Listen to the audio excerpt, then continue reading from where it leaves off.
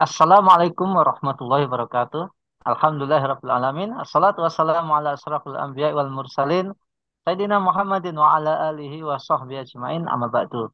Pemirsa Khilafah News yang dirahmati oleh Allah, jumpa lagi dengan program kesayangan kita yakni Kabar Petang. Hari ini Selasa, 21 Februari 3, kita akan bahas tema-tema terkini dengan narasumber kredibel tentu saja dari sudut pandang Islam. Inilah Kabar Petang selengkapnya.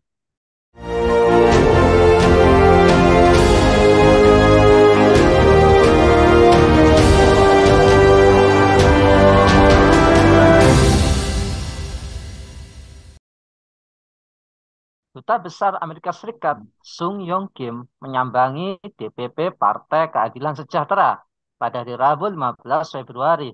Sejumlah pengamat politik menilai kunjungan tersebut bukan sekedar silaturahmi belaka karena dekat dengan momen pemilu 2024.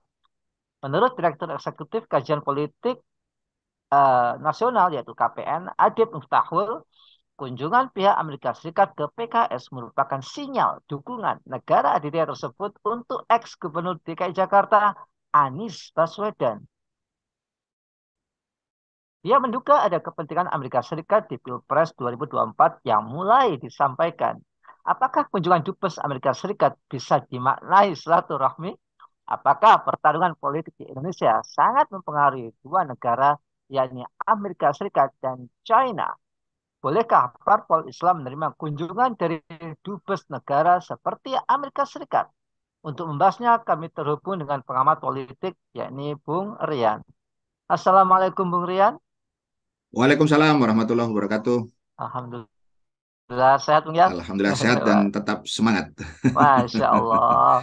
Bung Rian, sebelumnya Duta Besar Amerika Serikat untuk Indonesia, Sung Ye Kim, menyambangi kantor DPP Partai Keadilan Sejahtera pada Rabu 15 Februari 2023. PKS mengklaim kunjungan tersebut dalam rangka untuk menyambung silaturahmi. Apakah kunjungan dubes Amerika Serikat bisa dimaknai sekedar silaturahmi? Apakah memang di situ ada deal-dealan politik? Nah, silakan. Ya, terima kasih. Assalamualaikum warahmatullahi wabarakatuh. Alhamdulillahirabbil alamin wassalatu wassalamu ala asyrofil anbiya wal mursalin wa ala alihi washabbihi ajmain. Pertama, Mas Anang, kalau kita bicara tentang politik ya dalam konteks ini momen atau event politik yang kemudian terjadi itu biasanya ada dua panggung ya. Jadi panggung depan dan panggung belakang. Panggung ini biasanya disebut dengan front stage. Biasanya orang bisa apa namanya bermanis muka begitu ya kira-kira atau kemudian sebaliknya bisa bertengkar begitu ya. Nah, tetapi di belakang ya di backstage ya namanya di panggung belakang itu bisa jadi kemudian ada satu kesepakatan-kesepakatan. Itu satu sisi. Sisi yang lain ya komunikasi politik biasanya itu dilakukan dengan bahasa-bahasa simbolik gitu ya. Tetapi juga kadang dengan bahasa yang lugas ya, straight to the point begitu. Jadi kalau kita coba lihat apa yang kemudian terjadi dengan peristiwa politik yang tadi ditanyakan ya tentang kunjungan dubes Amerika ke kantor DPP PKS ini saya kira bisa kita lihat tidak mungkin ya hanya kemudian sekedar silaturahmi. Silaturahmi itu bahasa simbolik gitu ya dan kemudian itu panggung depan tadi ya apa namanya yang ditampilkan begitu ya. Kenapa?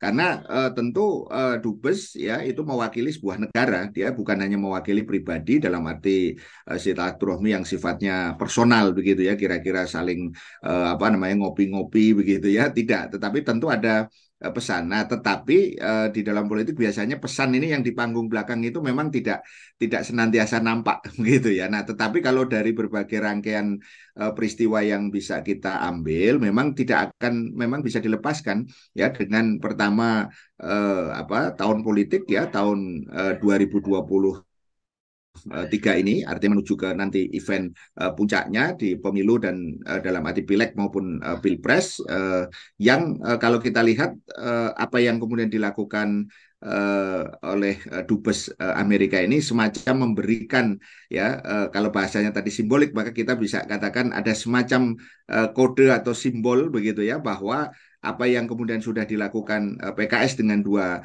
partai yang lain, yaitu Nasdem dan Demokrat dalam rangka mendukung Anies Baswedan, itu yang nampaknya paling rasional begitu ya, bahwa di situ kemudian ada apa yang tadi disebut semacam kesepakatan-kesepakatan di panggung belakang. Nah, itu kira-kira poinnya, saya kira di situ. Jadi tidak mungkin itu hanya sekedar silaturahmi, dan yang kemudian penting ini adalah dalam konteks tadi apa namanya panggung belakang tadi itu, apakah ada yang lebih detail tentang itu. Nah, itu nampaknya kita belum tadi apa mendapatkan sinyal yang lebih ya, tetapi kita melihat ada korelasi dengan apa yang kemudian sudah dilakukan oleh koalisi perubahan, di antaranya di situ ada PKS dalam rangka mendukung Anies Baswedan tadi itu, sehingga nampak ini ada sebuah penguatan begitu kelihatannya. Ya, itu saya kira poinnya, Mas Anang.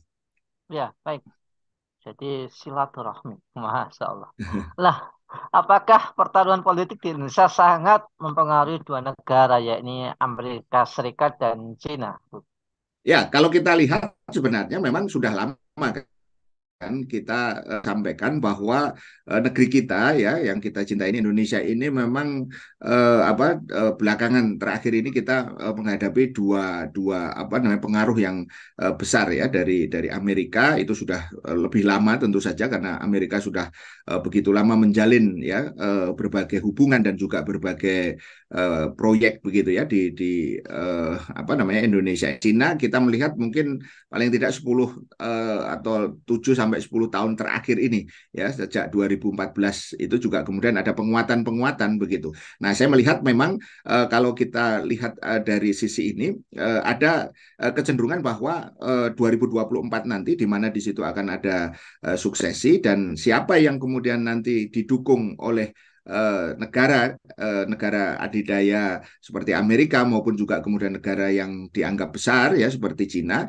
itu saya kira tidak akan bisa dilepaskan. Pasti akan ada tarik menarik. Maka menarik apa yang disampaikan oleh seorang politisi yang dari Nasdem ya, dia mengatakan bahwa dengan mungkin dia lebih terbuka gitu ya, lebih buka-bukaan, lebih vulgar lah begitu kira-kira. Dia mengatakan kalau si A yang kemudian jadi, maka dia pasti akan tidak lepas dari Amerika. Kalau si B yang jadi, maka dia tidak akan lepas dari apa namanya pengaruh Cina ya. Nah, ini saya kira sesuatu yang dalam konteks tadi pertarungan begitu ya, pengaruh maupun juga nanti berbagai konsekuensinya atau dominasi yang terjadi di satu negara, itu sesuatu yang memang sekarang ini sedang sedang terjadi begitu. Makanya saya kira kunjungan ini menurut saya sangat strategis, karena dari sisi upaya untuk mendorong pengaruh-pengaruh ya, misalnya tadi dari Amerika ya kepada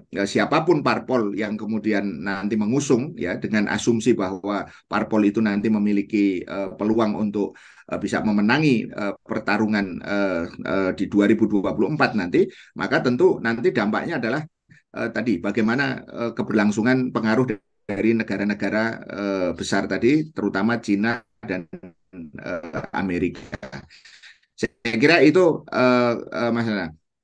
Ya, eh, apakah boleh parpol Islam menerima kunjungan dari Dubai, yang notabene kita tahulah track recordnya. Ya, ya Ya. kita, Dan apakah dan apakah Bung, umat Islam harus ya, waspada saya dalam kira betul ya. menentukan Amerika itu masanya? harus kita pahami, jangan sampai kemudian apa kita ini ya apa namanya istilahnya lugu gitu ya. Jadi Amerika ini kan negara besar, dia negara ideologis ya, karena kemudian dialah yang menjadi aktor ya kunci ya dalam percaturan politik dunia hari ini begitu ya. Tetapi pada satu sisi yang lain kita juga sangat-sangat memahami bahwa Amerika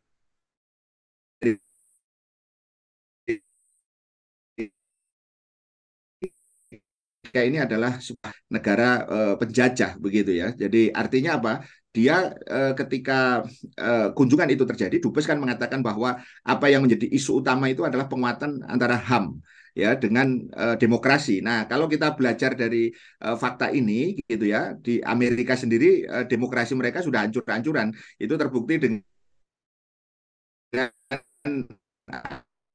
adanya atau Larisa dalam negeri gitu ya, ketara si Joe Biden dengan presiden yang sekarang yaitu Biden begitu ya. Tetapi kalau kita bicara dalam konteks apakah dia layak untuk apa mengkuliahi gitu ya negara lain begitu ya. Saya kira itu apa hanya sekedar bentuk arogansi saja karena di dalam negeri dia acak-acakan dari sisi HAM demokrasi.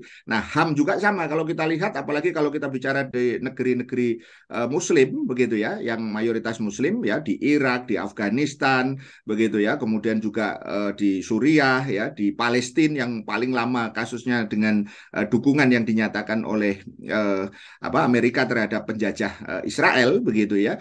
Saya kira tidak layak sebenarnya parpol ya dalam konteks ini justru parpol ini dalam hal ini adalah PKS itu memiliki track untuk membela apa namanya Palestina selama ini gitu ya. Artinya apa? Kalau kemudian justru yang terjadi malah dia menerima penjajah yang selama ini ya melakukan dukungan terhadap penjajah yang lain dalam hal ini Amerika kepada Israel, tentu kita menjadi apa namanya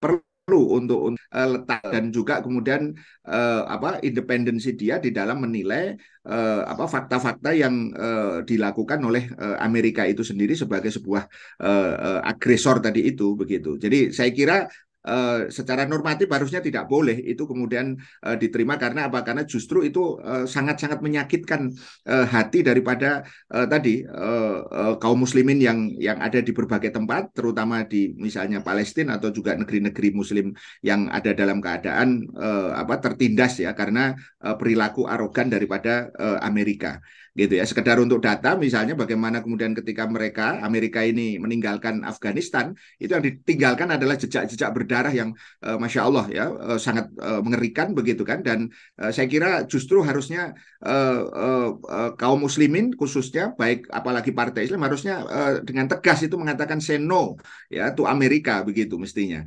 Saya kira itu Mas Nanang. Baik, terakhir Bung, apakah Amerika Serikat ini selalu mengincar hal-hal ideologis dan strategis serta berkelanjutan untuk menguruk keuntungan sebesar-besarnya dari negeri-negeri seperti Indonesia ini, Bung? Ya, saya kira karakter Amerika sebagai negara ideologis satu sisi dan dengan kapitalismenya begitu ya, dengan demokrasinya, dengan kemudian tadi ya apa liberalisme merealisasikan di itu apa imperialisme begitu ya maka saya kira Amerika akan berkepentingan ya untuk terus mempertahankan dominasinya itu terbukti dengan apa yang dikatakan oleh Biden ya Joe Biden beberapa waktu yang lalu sekitar tahun 2022 ya bahwa pasca COVID ya itu dia menegaskan bahwa akan ada tata dunia baru yang kemudian di situ Amerika yang tetap harus jadi pemimpin artinya apa bahwa ini sebuah pernyataan yang sangat jelas, yang seharusnya kemudian difahami secara jelas juga gitu ya oleh para pemimpin Muslim maupun juga para elemen ya apakah itu partai politik Islam atau kemudian juga kaum Muslimin secara keseluruhan bahwa Amerika itu tidak layak begitu ya untuk di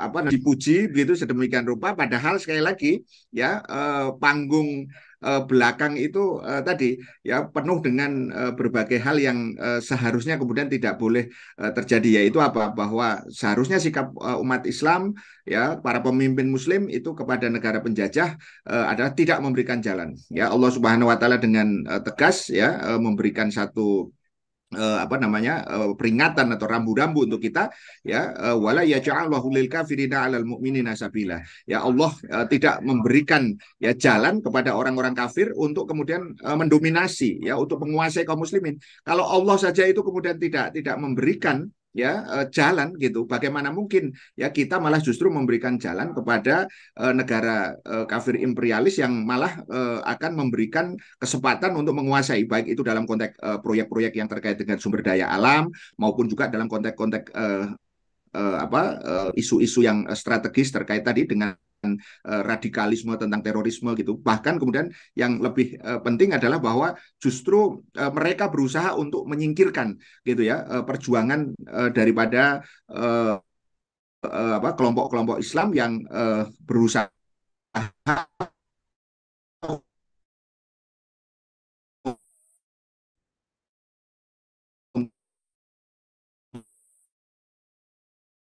untuk menegakkan artinya menyadari bahwa tidak apa namanya mungkin Amerika itu sekedar kemudian tadi silaturahmi begitu ya tetapi justru harus kemudian diwaspadai bahkan kemudian dengan sikap yang tegas harusnya ditolak ya agar kemudian kita justru memiliki marwah. Saya ingatkan satu kisah ya bagaimana kemudian Sultan Abdul Hamid apa namanya kedua ya khalifah di khilafah Islam yang ada di Istanbul ketika si Hetzel gitu ya pemimpin Zionis ya itu berusaha untuk mengambil atau membeli gitu ya tanah Palestina maka jawaban beliau dengan sangat luar biasa tegas gitu tanah Palestina bukan milikku tapi milik umatku ya beritahu kepada Hetzel untuk kemudian tidak melakukan itu gitu jadi sikapnya tegas bahkan kemudian akhirnya diusir begitu ya sehingga dari sini saya kira kita bisa belajar bahwa jangan sampai kita memberikan jalan kepada orang-orang kafir untuk kemudian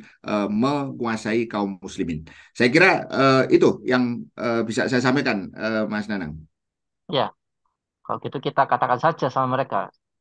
eh, Ini adalah Indonesia adalah negeri kaum muslimin. Jangan ke sini. Ya, Masya Allah, nanti kayak gitu. Baik, terima kasih Bung Rian atas pemaparannya. Masya Allah, ini sangat mencerahkan. Dan semoga tayang kita pada kesempatan hari ini dilihat oleh para petinggi PKS. Sehingga mereka bisa memahami what's behind the screen. Ada apa di balik panggung dan di depan panggung itu. Baik, semoga Ustadz Rian sekeluarga senantiasa dilindungi oleh Allah Subhanahu wa Ta'ala. amin, Baik, amin ya Allah Rabbal Alamin. pemirsa Khilafanis yang dirahmati oleh Allah, demikianlah bincang-bincang kita yang luar biasa dengan Bung Rian. Insya Allah akan dilanjutkan di lain kesempatan. Jangan lupa untuk subscribe, like, komen positif, dan share sebanyak-banyaknya. Semoga menjadi kebaikan bagi kita di dunia maupun di akhirat nanti.